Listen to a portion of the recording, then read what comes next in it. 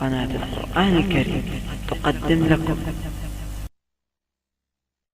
بسم الله الرحمن الرحيم. الحمد لله الذي خلق السماوات والأرض وجعل الظلمات والنور ثم الذين كفروا بربهم يعدلون. هو الذي خلقكم من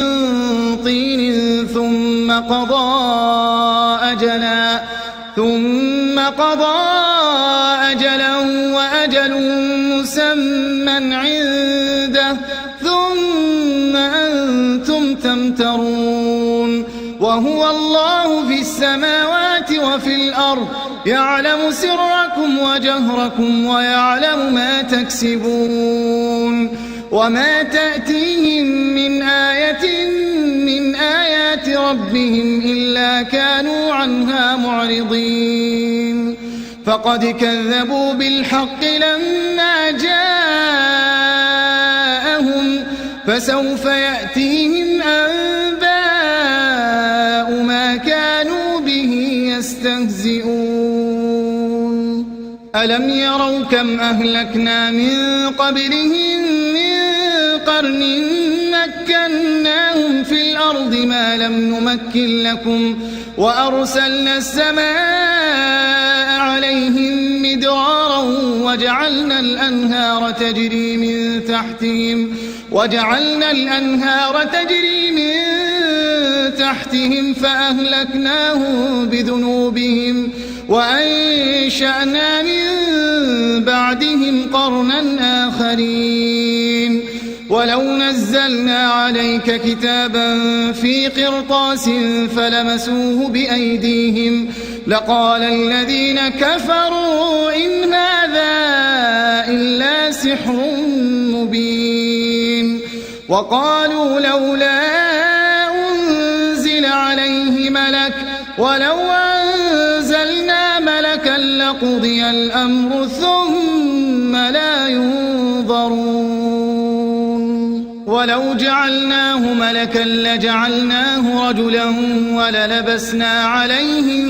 ما يلبسون. ولقد استهزئ برسل من قبلك فحاق بالذين سخروا منهم ما كانوا به يستهزئون. قل سيروا في الأرض ثم انظروا كيف كان عاقبة المكذبين. قل لمن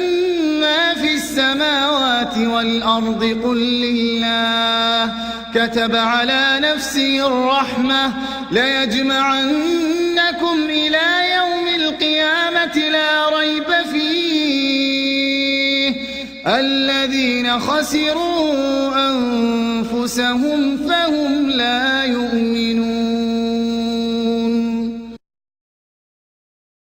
وله ما سكن في الليل والنهار وهو السميع العليم. قل أغير الله أتخذ وليا فاطر السماوات والأرض وهو يطعم ولا يطعم. قل إني أمرت أن أكون أول من أسلم ولا تكونن من المشركين. قل إني أخاف إن عصيت ربي عذاب يوم عظيم. من يصرف عنه يومئذ فقد رحمه وذلك الفوز المبين. وإن يمسسك الله بضر فلا كاشف له إلا هو وإن يمسسك بخير فهو على كل شيء قدير. وهو القاهر فوق عباده وهو الحكيم الخبير. قل أي شيء أكبر شهادة قل الله شهيد بيني وبينكم وأوحي إلي هذا القرآن لأنذركم به ومن بلغ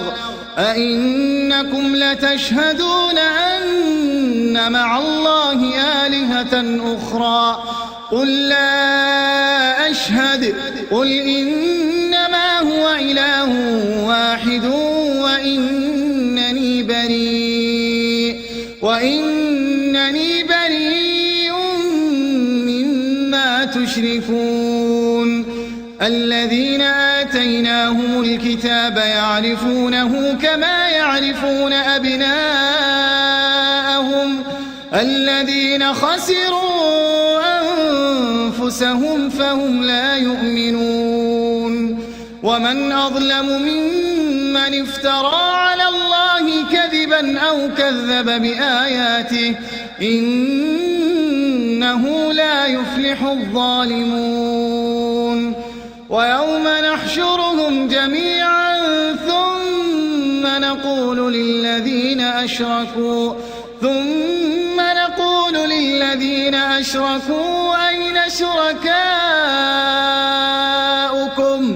أين شركاؤكم الذين كنتم تزعمون ثم لم تكن فتنتهم إلا أن قالوا والله ربنا ما كنا مشركين انظر كيف كذبوا على أنفسهم وضل عنهم ما كانوا يفترون ومنهم من يستمع إليك وجعلنا على قلوبهم أكنة أن يفقهوا وفي آذانهم وقرا وإن يروا كل آية لا يؤمنوا بها حتى إذا جاءوك يجادلونك يقول الذين كفروا إن هذا إلا أساطير الأولين وهم ينهون عنه وينأون عنه وإن يهلكون إلا أنفسهم وما يشعرون ولو ترى إذ وقفوا على النار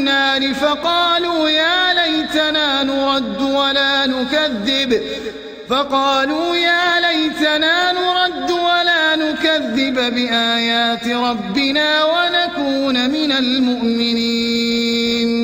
بل بدا لهم ما كانوا يخفون من قبل ولو ردوا لعادوا لما نهوا عنه وإنهم لكاذبون وقالوا إن هي إلا حياتنا الدنيا وما نحن بمبعوثين ولو ترى إذ وقفوا على ربهم قال أليس هذا بالحق قالوا بلى وربنا قال فذوقوا العذاب بما كنتم تكفرون قد خسر الذين كذبوا بلقاء الله حتى إذا جاءتهم الساعة بغتة قالوا يا حسرتنا على ما فرطنا فيها وهم يحملون أوزارهم على ظهورهم ألا ساء ما يزرون وما الحياة الدنيا إلا لعب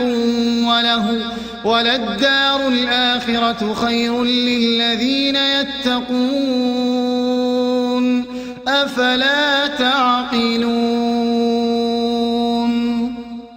قد نعلم إنه ليحزنك الذي يقولون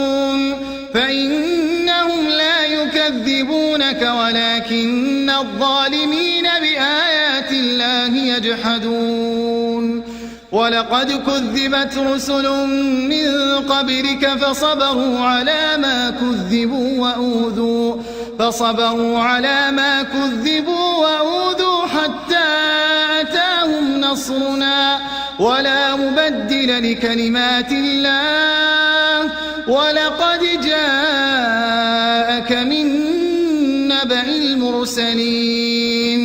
وإن كان كبر عليك إعراضهم فإن استطعت أن تبتغي نفقا في الأرض أو سلما في السماء فتأتيهم بآية ولو شاء الله لجمعهم على الهدى فلا تكونن من الجاهلين إنما يستجيب الذين يسمعون والموتى يبعثهم الله ثم إليه يرجعون وقالوا لولا نزل عليه آية من ربه قل إن الله قادر على أن ينزل آية ولكن أكثرهم لا يعلمون وما من دابة في الأرض ولا طائر يطير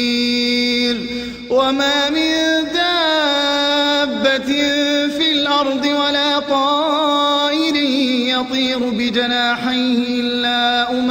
أمثالكم ما فرطنا في الكتاب من شيء ثم إلى ربهم يحشرون والذين كذبوا بآياتنا صم وبكم في الظلمات من يشاء الله يضلله ومن يشاء يجعله على صراط مستقيم قل أرأيتكم إن أتاكم عذاب الله أو أتتكم الساعة وغير الله تدعون إن كنتم صادقين بل إياه تدعون فيكشف ما تدعون إليه إن شاء وتنسون ما تشركون ولقد أرسلنا إلى أمم من قبلك فأخذناهم بالبأساء والضراء لعلهم يتضرعون فلولا إذ جاءهم بأسنا تضرعوا ولكن قست قلوبهم وزين لهم الشيطان ما كانوا يعملون فلما نسوا ما ذكروا به فتحنا عليهم أبواب كل شيء حتى إذا فرحوا بما أوتوا أخذناهم بغتة فإذا هم مبلسون فقطع دابر القوم الذين ظلموا والحمد لله رب العالمين قل أرأيتم إن أخذ الله سمعكم وأبصاركم وختم على قلوبكم من إله غير الله يأتيكم به انظر كيف نصرف الآيات ثم هم يصدفون قل أرأيتكم إن أتاكم عذاب الله بغتة أو جهرة هل يهلك إلا القوم الظالمون وما نرسل المرسلين إلا مبشرين ومنذرين فمن آمن وأصلح فلا خوف عليهم ولا هم يحزنون والذين كذبوا بآياتنا يمسهم العذاب بما كانوا يفسقون قل لا أقول لكم عندي خزائن الله ولا أعلم الغيب ولا أقول لكم إني ملك إن أتبع إلا ما يوحى إلي قل هل يستوي الأعمى والبصير أفلا تتفكرون وأنذر به الذين يخافون أن يحشروا إلى ربهم ليس لهم من دونه ولي ولا شفيع لعلهم يتقون ولا تطرد الذين يدعون ربهم بالغداة والعشي يريدون وجهه ما عليك من حسابهم من شيء وما من حسابك عليهم من شيء فتطردهم فتكون من الظالمين وكذلك فتنا بعضهم ببعض ليقولوا أهؤلاء من الله عليهم من بيننا أليس الله بأعلم بالشاكرين وإذا جاءك الذين يؤمنون بآياتنا فقل سلام عليكم كتب ربكم على نفسه الرحمة أنه من عمل منكم سوءا بجهالة ثم تاب من بعده وأصلح فأنه غفور رحيم وكذلك نفصل الآيات ولتستبين سبيل المجرمين قل إني نهيت أن أعبد الذين تدعون من دون الله قل لا أتبع أهواءكم قد ضللت إذا وما أنا من المهتدين قل إني على بينة من ربي وكذبتم به ما عندي ما تستعجلون به إن الحكم إلا لله يقص الحق وهو خير الفاصلين قل لو أن عندي ما تستعجلون به لقضي الأمر بيني وبينكم والله أعلم بالظالمين وعنده مفاتح الغيب لا يعلمها إلا هو ويعلم ما في البر والبحر وما تسقط من ورقة إلا يعلمها ولا حبة في ظلمات الأرض ولا رطب ولا يابس إلا في كتاب مبين وهو الذي يتوفاكم بالليل ويعلم ما جرحتم بالنهار ثم يبعثكم فيه ليقضى أجل مسمى ثم إليه مرجعكم ثم ينبئكم بما كنتم تعملون وهو القاهر فوق عباده ويرسل عليكم حفظة حتى إذا جاء أحدكم الموت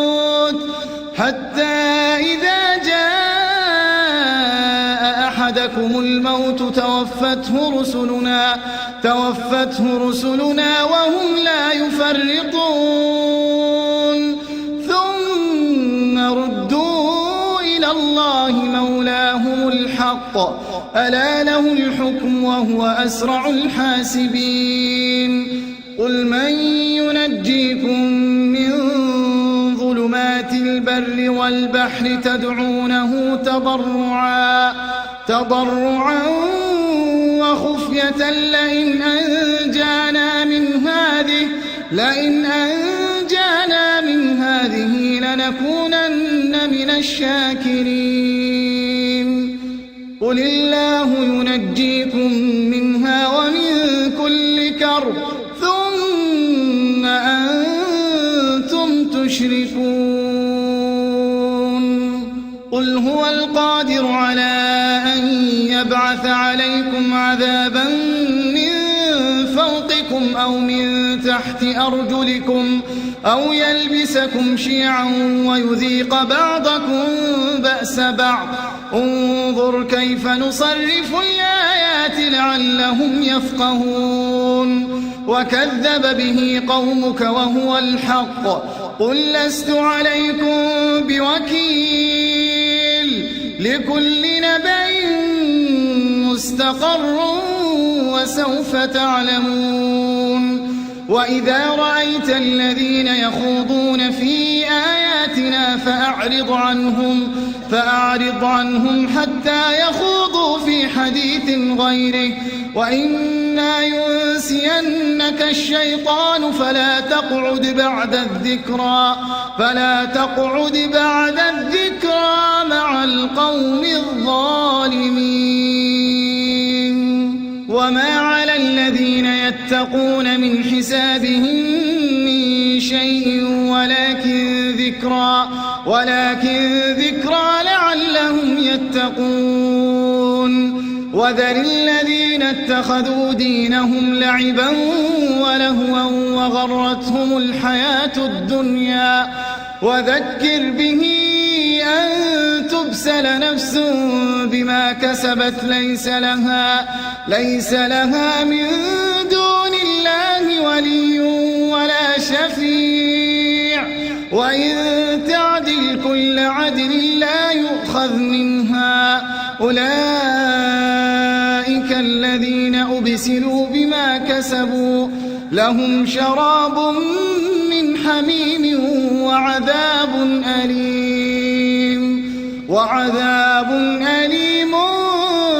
بما كانوا يكفرون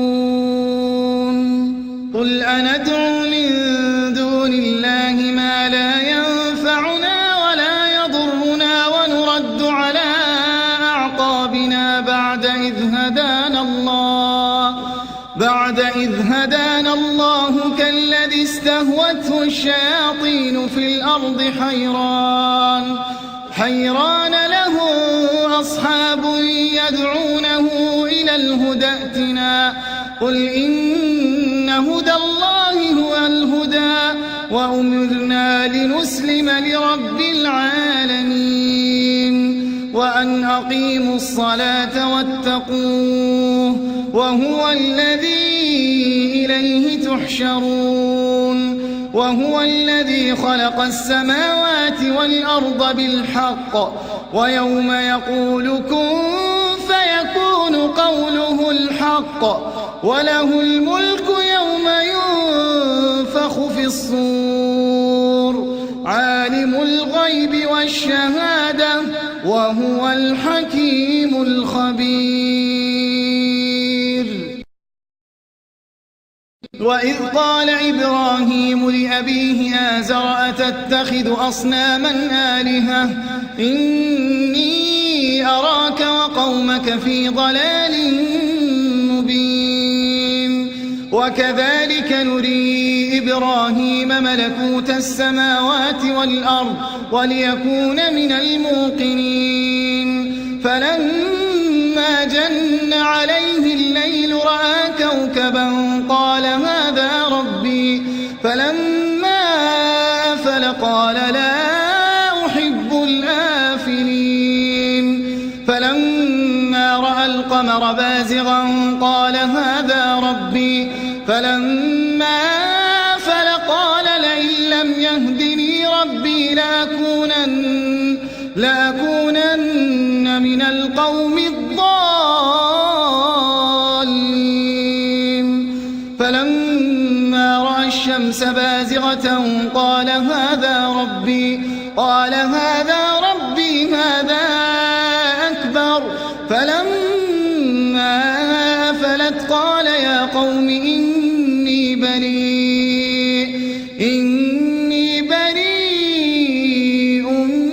مما تشركون إني وجهت وجهي للذي فطر السماوات والأرض حنيفا وما أنا من المشركين وحاجه قومه قال أتحاجوني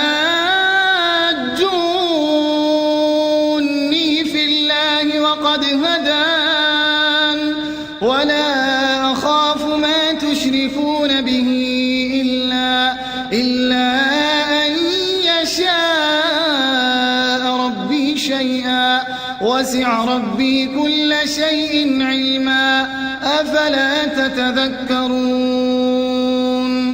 وكيف أخاف ما أشركتم ولا تخافون أنكم أشركتم بالله ما لم ينزل به عليكم سلطانا فأي الفريقين أحق بالأمن إن كنتم تعلمون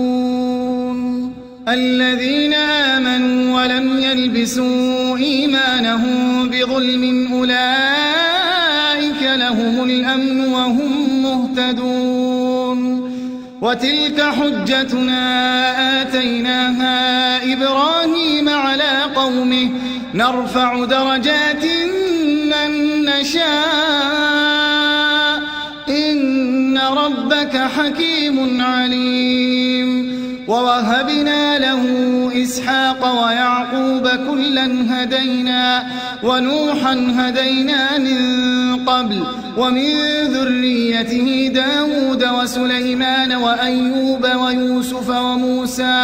ويوسف وموسى وهارون وكذلك نجزي المحسنين وزكريا ويحيى وعيسى وإلياس كل من الصالحين وإسماعيل واليسع ويونس ولوطا وكلا فضلنا على العالمين ومن آبائهم وذرياتهم وإخوانهم واجتبيناهم وهديناهم إلى صراط مستقيم ذلك هدى الله يهدي به من يشاء من عباده ولو أشركوا لحبط عنهم ما كانوا يعملون أولئك الذين آتيناهم الكتاب والحكم والنبوة فإن يكفر بها هؤلاء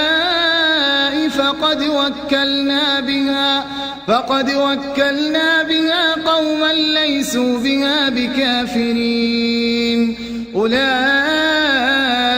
الذين هدى الله فبهداه مقتده قل لا أسألكم عليه أجرا إن هو إلا ذكرى للعالمين وما قدروا الله حق قدره إذ قالوا ما أنزل الله على بشر من شيء قل من أنزل الكتاب الذي جاء به موسى نورا وهدى للناس تجعلونه قراطيس تبدونها وتخفون كثيرا وعلمتم ما لم تعلموا أنتم ولا آباؤكم قل الله ثم ذرهم في خوضهم يلعبون وهذا كتاب أنزلناه مبارك مصدق الذي بين يديه ولتنذر أم القرى ومن حولها والذين يؤمنون بالآخرة يؤمنون به وهم على صلاتهم يحافظون ومن أظلم ممن افترى على الله كذبا أو قال أوحي إلي ولم يوح إليه شيء ومن قال سأنزل مثل ما أنزل الله ولو ترى إذ الظالمون في غمرات الموت والملائكة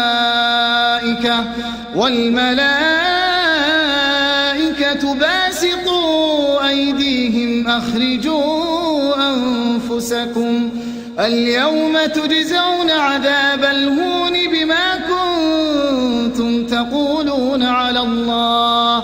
بما كنتم تقولون على الله غير الحق وكنتم عن آياته تستكبرون ولقد جئتمونا فرادا كما خلقناكم أول مرة وتركتم ما خولناكم وراء ظهوركم وما نرى معكم شفعاءكم الذين زعمتم أنهم فيكم شركاء لقد تقطع بينكم وضل عنكم ما كنتم تزعمون إن الله فالق الحب والنوى يخرج الحي من الميت ومخرج الميت من الحي ذلكم الله فأنا تؤفكون فالق الإصباح وجعل الليل سكنا والشمس والقمر حسبانا ذلك تقدير العزيز العليم وهو الذي جعل لكم النجوم لتهتدوا بها في ظلمات البر والبحر قد فصلنا الآيات لقوم يعلمون وهو الذي أنشأكم من نفس واحدة فمستقر ومستودع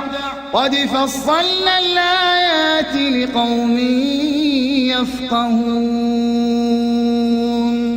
وهو الذي أنزل من السماء ماء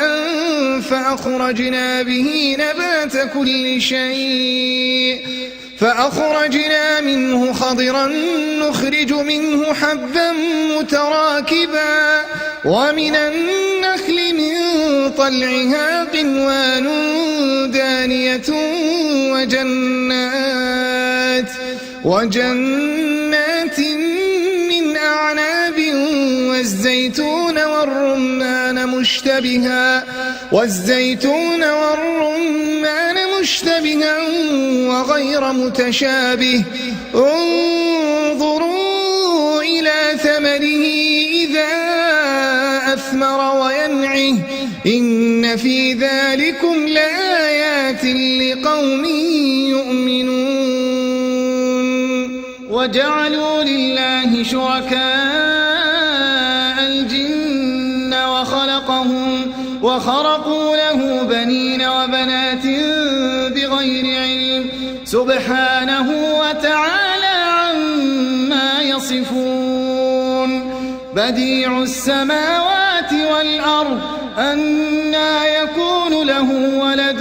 ولم تكن له صاحبة وخلق كل شيء وهو بكل شيء عليم ذلكم الله ربكم لا إله إلا هو خالق كل شيء فاعبدوه وهو على كل شيء وكيل لا تدركه الأبصار وهو يدرك الأبصار وهو اللطيف الخبير قد جاءكم بصائر من ربكم فمن أبصر فلنفسه ومن عمي فعليها وما أنا عليكم بحفيظ وكذلك نصرف الآيات وليقولوا درست ولنبينه لقوم يعلمون اتبع ما أوحي إليك من ربك لا إله إلا هو وأعرض عن المشركين ولو شاء الله ما أشركوا وما جعلناك عليهم حفيظا وما أنت عليهم بوكيل ولا تسبوا الذين يدعون من دون الله فيسبوا الله عدوا بغير علم كذلك زينا لكل أمة عملهم ثم إلى ربهم مرجعهم فينبئهم بما كانوا يعملون وأقسموا بالله جهد أيمانهم لئن جاءتهم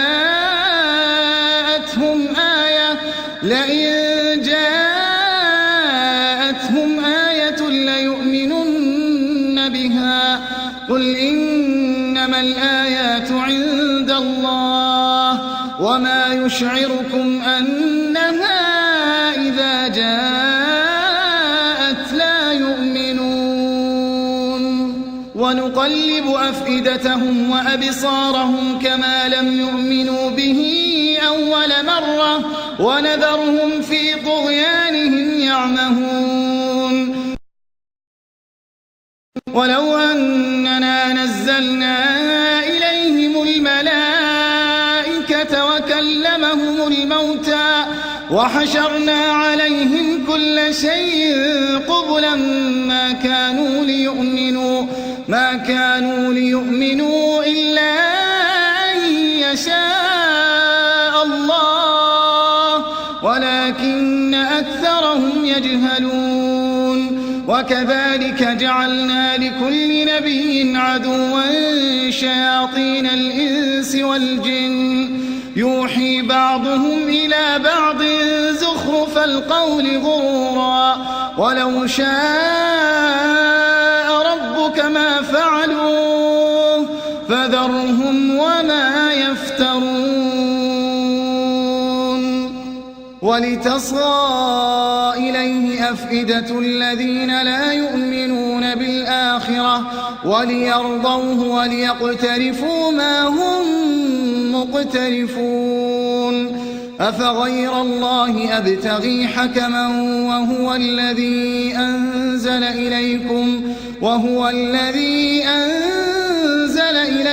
الكتاب مفصلا والذين آتيناهم الكتاب يعلمون أنه منزل من ربك بالحق فلا تكونن من الممترين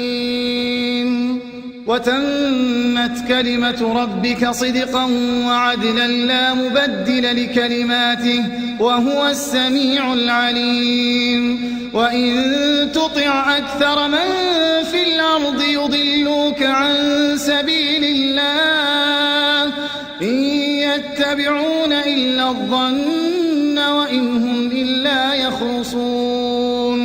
إن ربك هو أعلم من يضل عن سبيله وهو أعلم بالمهتدين فكلوا مما ذكر اسم الله عليه إن كنتم بآياته مؤمنين وما لكم ألا تأكلوا مما ذكر اسم الله عليه وقد فصل لكم ما حرم عليكم إلا ما اضطررتم إليه وإن كثيرا ليضلون بأهوائهم بغير علم إن ربك هو أعلم بالمعتدين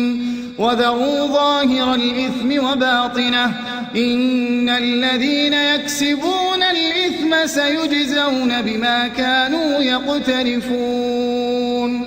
ولا تأكلوا مما لم يذكر اسم الله عليه وإنه لفسق وإن الشياطين ليوحون إلى أوليائهم ليجادلوكم وإن أطعتموهم إنكم لمشركون أومن كان ميتا فأحييناه وجعلنا له نورا يمشي به في الناس كمن مثله في الظلمات ليس بخارج منها كذلك زين للكافرين ما كانوا يعملون وكذلك جعلنا في كل قرية أكابر مجرميها ليمكروا فيها وما يمكرون إلا بأنفسهم وما يشعرون وإذا جاءتهم آية قالوا لن نؤمن حتى نؤتى مثل ما أوتي رسل الله أعلم حيث يجعل رسالته سيصيب الذين أجرموا صغار عند الله وعذاب شديد بما كانوا يمكرون فمن يرد الله أن يهديه يشرح صدره للإسلام ومن يرد أن يضله يجعل صدره ضيقا حرجا كأنما يصعد في السماء كذلك يجعل الله الرجس على الذين لا يؤمنون وهذا صراط ربك مستقيما قد فصلنا الآيات لقوم يذكرون لهم دار السلام عند ربهم وهو وليهم بما كانوا يعملون ويوم يحشرهم جميعا يا معشر الجن قد استكثرتم من الإنس وقال أولياؤهم من الإنس ربنا استمتع بعضنا ببعض وبلغنا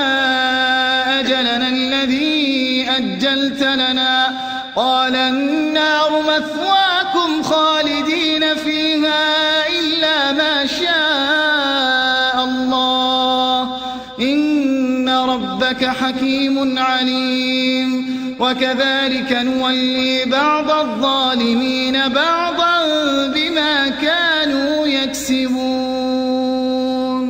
يا معشر الجن والإنس ألم يأتكم رسل منكم يقصون عليكم آياتي وينذرونكم لقاء يومكم هذا قالوا شهدنا على أنفسنا وغرتهم الحياة الدنيا وشهدوا على أنفسهم أنهم كانوا كافرين ذلك أن لم يكن ربك مهلك القرى بظلم وأهلها غافلون ولكل درجات مما عملوا وما ربك بغافل عما يعملون وربك الغني ذو الرحمة إن يشأ يذهبكم ويستخلف من بعدكم ما يشاء كما أنشاكم من ذرية قوم آخرين إنما توعدون لآت وما أنتم بمعجزين قل يا قوم اعملوا على مكانتكم إني عامل فسوف تعلمون من تكون له عاقبة الدار إنه لا يفلح الظالمون وجعلوا لله مما ذرأ من الحرث والأنعام نصيبا فقالوا هذا لله بزعمهم وهذا لشركائنا فما كان لشركائهم فلا يصل إلى الله وما كان لله فهو يصل إلى شركائهم ساء ما يحكمون وكذلك زين لكثير من المشركين قتل أولادهم شركاؤهم ليردوهم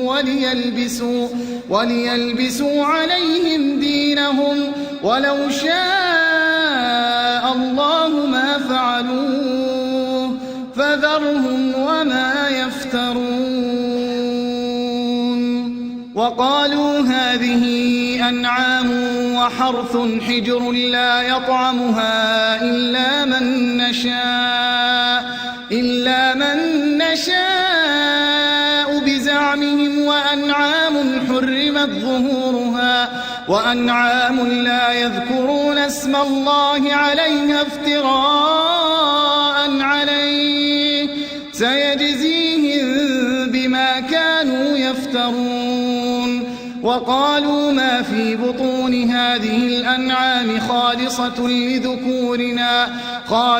لذكورنا ومحرم على أزواجنا، وإن يكن ميتة فهم فيه شركاء سيجزيهم وصفهم إنه حكيم عليم. قد خسر الذين قتلوا أولادهم سفها بغير علم وحرموا ما رزقهم الله افتراء على الله، قد ضلوا وما كانوا مهتدين. وهو الذي أنشأ جنات معروشات وغير معروشات والنخل والزرع مختلفا أكله والزيتون والرمان متشابها وغير متشابه، كلوا من ثمره إذا أثمر وآتوا حقه يوم حصاده ولا تسرفوا إنه لا يحب المسرفين. ومن الأنعام حمولة وفرشا، كلوا مما رزقكم الله ولا تتبعوا خطوات الشيطان إنه لكم عدو مبين. 8 أزواج من الضأن 2 ومن المعز 2، قل أذكرين حرم أم الأنثيين أما اشتملت عليه أرحام الأنثيين، نبئوني بعلم إن كنتم صادقين.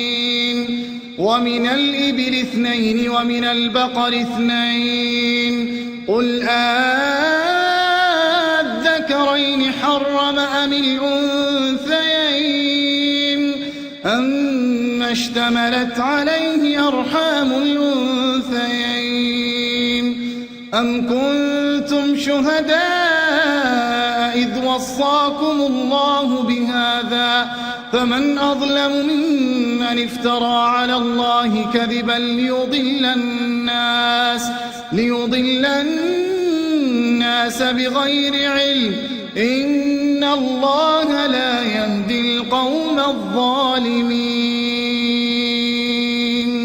قل لا أجد فيما أوحي إلي محرما على طاعم يطعمه إلا أن يكون ميتة أو دما مسفوحا أو لحم خنزير فإنه رجس أو فسقا أهل لغير الله به، فمن اضطر غير باغ ولا عاد فإن ربك غفور رحيم. وعلى الذين هادوا حرمنا كل ذي ظفر، ومن البقر والغنم حرمنا عليهم شحومهما إلا ما حملت ظهورهما أو الحوايا أو ما اختلط بعظم، ذلك جزيناهم ببغيهم وإنا لصادقون. فإن كذبوك فقل ربكم ذو رحمة واسعة ولا يرد بأسه عن القوم المجرمين. سيقول الذين أشركوا لو شاء الله ما أشركنا ولا آباؤنا ولا حرمنا من شيء كذلك كذب الذين من قبلهم حتى ذاقوا بأسنا قل هل عندكم من علم فتخرجوه لنا إن تتبعون إلا الظن وإن أنتم إلا تخرصون قل فلله الحجة البالغة فلو شاء لهداكم أجمعين قل هلم شهداءكم الذين يشهدون أن الله حرم هذا فإن شهدوا فلا تشهد معهم ولا تتبع أهواء الذين كذبوا بآياتنا والذين لا يؤمنون بالآخرة وهم بربهم يعدلون قل تعالوا أتل ما حرم ربكم عليكم ألا تشركوا به شيئا وبالوالدين إحسانا ولا تقتلوا أولادكم من إملاق نحن نرزقكم وإياهم ولا تقربوا الفواحش ما ظهر منها وما بطن ولا تقتلوا النفس التي حرم الله إلا بالحق ذلكم وصاكم به لعلكم تعقلون ولا تقربوا مال اليتيم إلا بالتي هي أحسن حتى يبلغ أشده وأوفوا الكيل والميزان بالقسط لا نكلف نفسا إلا وسعها وإذا قلتم فاعدلوا ولو كان ذا قربى وبعهد الله أوفوا ذلكم وصاكم به لعلكم تذكرون وأن هذا صراطي مستقيما فاتبعوه ولا تتبعوا السبل فتفرق بكم عن سبيله ذلكم وصاكم به لعلكم تتقون ثم آتينا موسى الكتاب تماما على الذي أحسن وتفصيلا لكل شيء وهدى ورحمة لعلهم بلقاء ربهم يؤمنون وهذا كتاب أنزلناه مبارك فاتبعوه واتقوا لعلكم ترحمون أن تقولوا إنما أنزل الكتاب على طائفتين من قبلنا وإن كنا عن دراستهم لغافلين أو تقولوا لو أنا أنزل علينا الكتاب لكنا أهدى منهم فقد جاءكم بينة من ربكم وهدى ورحمة فمن أظلم ممن كذب بآيات الله وصدف عنها سنجزي الذين يصدفون عن آياتنا سوء العذاب بما كانوا يصدفون هل ينظرون إلا أن تأتيهم الملائكة أو يأتي ربك أو يأتي بعض آيات ربك يوم يأتي بعض آيات ربك لا ينفع ينفع نفسا إيمانها لم تكن آمنت من قبل أو كسبت في إيمانها خيرا قل انتظروا إنا منتظرون إن الذين فرقوا دينهم وكانوا شيعا لست منهم في شيء إنما أمرهم إلى الله ثم ينبئهم بما كانوا يفعلون من جاء بالحسنة فله 10 أمثالها ومن جاء بالسيئة فلا يجزى إلا مثلها وهم لا يظلمون قل إنني هداني ربي إلى صراط مستقيم دينا قيما ملة إبراهيم حنيفا وما كان من المشركين قل إن صلاتي ونسكي ومحياي ومماتي لله رب العالمين لا شريك له وبذلك أمرت وأنا أول المسلمين قل أغير الله يبغي ربا وهو رب كل شيء ولا تكسب كل نفس إلا عليها ولا تزر وازرة وزر أخرى ثم إلى ربكم مرجعكم فينبئكم بما كنتم فيه تختلفون وهو الذي جعلكم خلائف الأرض ورفع بعضكم فوق بعض درجات ليبلوكم فيما آتاكم إن ربك سريع العقاب وإنه لغفور